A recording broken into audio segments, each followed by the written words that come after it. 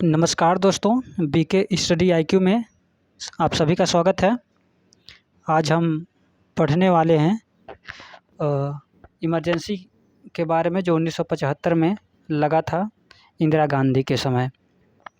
तो हमारा टॉपिक है कि इलाहाबाद हाई कोर्ट का वो फैसला जिसके बाद लगी इमरजेंसी, देश में बनी पहली गैर कांग्रेसी सरकार।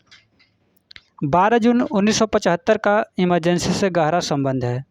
आज के ही दिन इलाहाबाद हाई कोर्ट ने एक ऐसा फैसला दिया था जिसने देश की राजनीति में भूचाल ला दिया। आखिर क्या था वह फैसला और आपातकाल से उसका क्या संबंध है, आइए जानते हैं। 1975 इमरजेंसी इन इंडिया रीजन। आज 12 जून है। आज के दिन का आपातकाल से खास संबंध है। आज के ही दिन इलाहाबाद हाई कोर्ट ने एक ऐसा फैसला दिया था जो देश में आपातकाल लागू करने का आधार बना। आखिर क्या था वह फैसला, उसका क्या असर हुआ और उसने भारतीय लोकतंत्र को कैसे प्रभावित किया, आइए विस्तार से जानते हैं। इलाहाबाद हाई कोर्ट का फैसला बना इमरजेंसी लगाने का आधार। साल 1975 जून का महीना, तपती गर्मी, लेकिन भारतीय राजनीति में बेचैनी का मौसम, इन सब की वजह बना इलाहाबाद हाई कोर्ट का फैसला। हाई कोर्ट ने इंदिरा गांधी को चुनाव में धांधली करने का दोषी पाते हुए 6 साल तक की कोई भी पद संभालने पर प्रतिबंध लगा दिया। लेकिन इंदिरा गांधी ने उच्च न्यायालय के फैसले को मानने से इनकार करते हुए सुप्रीम कोर्ट का दरवाज़ा खटखटाया। इसके बाद 25 जून को उन्होंने आपातकाल लागू करने की घोषणा कर दी। ऑल इंडिया रेडियो पर प्रसारित अपने संदेश में इंदिरा गांधी ने कहा, जब से मैंने आम लोगों और देश की महिलाओं के फायदे के लिए कुछ प्रगतिशील कदम उठाए हैं, तभी से मेरे खिलाफ गहरी साजिश रची जा रही थी।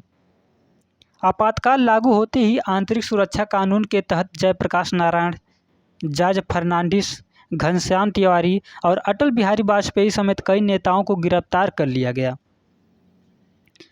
राजनारायण ने इंदिरा के खिलाफ दायर किया मुकदमा। दरअसल पूरा मामला 1971 में हुए लोकसभा चुनाव का है।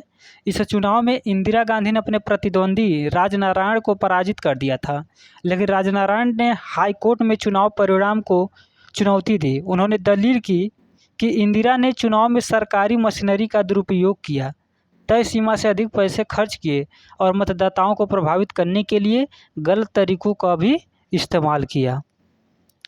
इलाहाबाद हाई कोर्ट ने राजनारायण के आरोपों को माना सही। राजनारायण के इन आरोपों को इलाहाबाद हाई कोर्ट ने सही माना। वोटरों को घूस देना और सरकारी मशीनरी का गलत इस्तेमाल करने जैसे 14 आरोप सिद्ध होने के बाद उच्च न्यायालय ने इंदिरा गांधी को दोषी मानते हुए 6 साल के लिए पद से बेदखल कर दिया। इंदिरा गांधी ने सुप्रीम कोर्ट में दायर की अपील। राजनारायण ने 1971 के आम चुनाव में रायबरेली संसदीय क्षेत्र से इंदिरा गांधी के हाथों चुनाव हारने के बाद इलाहाबाद हाई कोर्ट में मामला दर्ज कराया था। जस्टिस जगमोहन सिन्हा ने,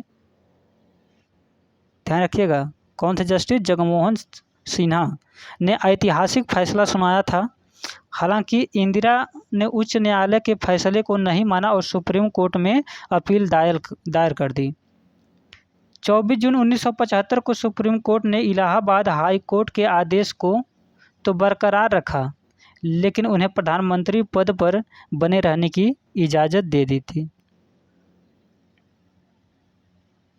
देश में आपातकाल कब लागू हुआ? देश में आपातकाल 25 जून 1975 को लागू हुआ। यह 21 मार्च 1977 तक यानी 21 महीने तक रहा।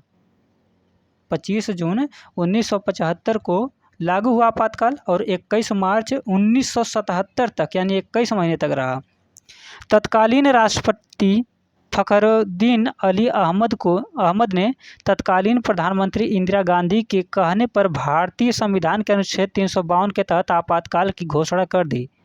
स्वतंत्र भारत के इतिहास में इससे सबसे विवादास्पद फैसला माना जाता है। इसे भारतीय लोकतंत्र में काला अध्याय भी कहा जाता है। आपातकाल का असर, क्या उसके असर पड़े? आपातकाल में चुनाव को स्थगित कर दिया गया। नागरिक अधिकारों को समाप्त करके मनमानी की जाने लगी। पुलिस ने इंदिरा गांधी के राजनीतिक विरोधियों को कैद कर लिया। इतनी ही नहीं, प्रेस पर भी प्रतिबंध लगा दिया गया। इंदिरा के बेटे संजय गांधी के नेतृत्व में बड़े पैमाने पर पुरुष नसबंदी अभियान चलाया गया। लोकनायक जयप्रकाश नारायण ने इसे भारतीय इतिहास की सर्वाधिक काली अवधि कहा था। आरएसएस पर लगा बैन। आपातकाल के दौरान राष्ट्रीय स्वयंसेवक संघ है यानी आरएसएस पर बैन लगा दिया गया। ऐसा माना गया कि यह संगठन विपक्षी नेताओं का करीबी है और यह सरकार के खिलाफ प्रदर्शन कर सकती है। पुलिस ने आरएसएस के हजारों कार्यकर्ताओं को जेल में बंद कर दिया। हालांकि संघ ने फैसले को चुनौती दी और आपातकाल लागू करने का फैसला इंदिरा गांधी को पड़ा भारी। आपातकाल लागू करने के करीब 2 साल बाद इंदिरा गांधी ने अपने पक्ष में विरोध की लहर तेज होती देख लोकसभा को भंग कर चुनाव कराने की सिफारिश की। हालांकि यह फैसला कांग्रेस के लिए घातक साबित हुआ। खुद इंदिरा को अपनी सीट रायबरेली में हार का सामना करना पड़ा। जनता पार्टी पूर्ण बहुमत के साथ सत्ता में आई और मोरारजी देसाई प्रधानमंत्री बने। वहीं संसद में कांग्रेस के सदस्यों की संख्या 50 से घटकर 153 हो गई। 30 साल बाद देश में बनी गैर कांग्रेसी सरकार, यानी उसके पहले लगातार कांग्रेस की सरकार थी।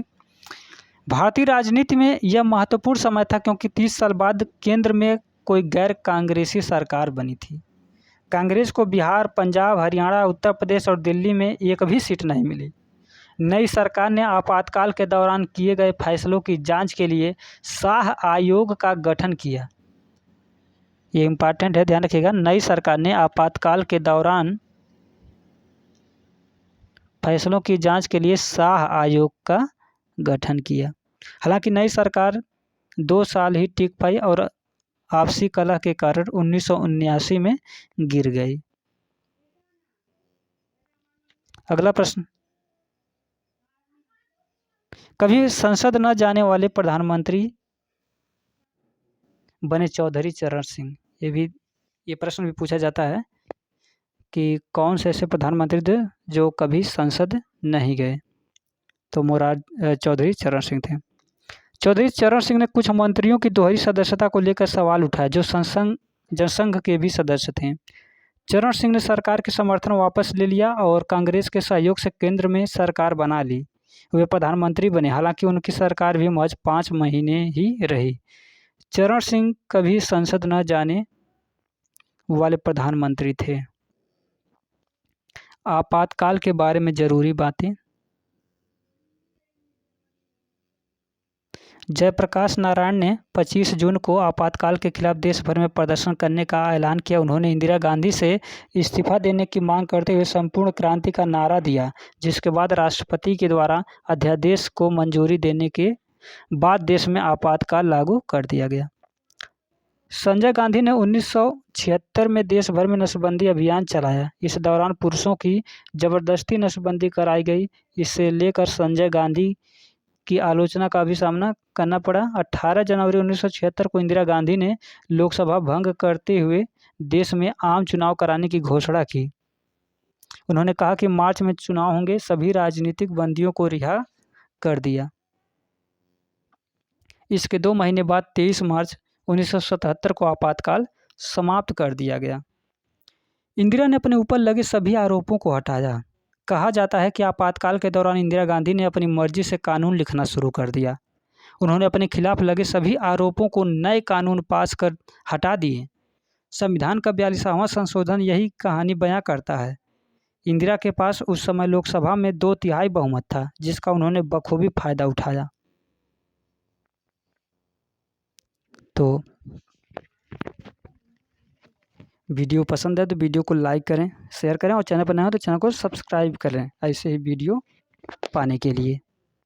मिलते हैं अगले वीडियो में। नमस्कार।